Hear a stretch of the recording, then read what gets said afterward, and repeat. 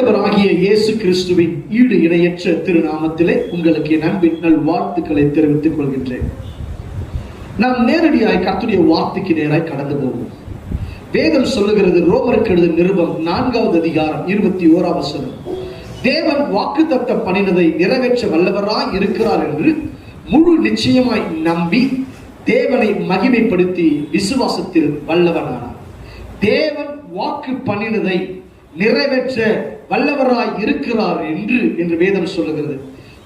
எனக்கு அருமையான தேவ பிள்ளைகளே, தேவன் வாக்கு பண்ணினதை நிறைவேற்ற முடிப்பார். இந்த நாள் கர்த்தருடைய ஆவியானவர் உங்களை குறித்து ஒரு வாக்குத்தத்தம் கொடுத்திருக்கிறாரா, ஒரு வாக்கு பண்ணியிருக்கிறாரா, அதை அவர் நிறைவேற்றி முடிப்பதிலே அவர் தாமதிப்பது இல்லை.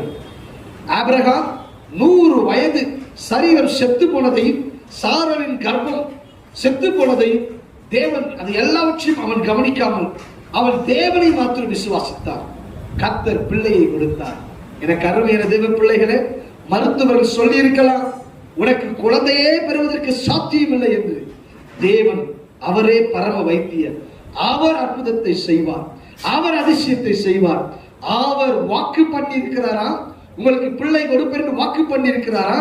ஆபிரகாமுக்கு வாக்கு கொடுத்தது போல உங்களுக்கு வாக்கு கொடுத்திருக்கிறாரா?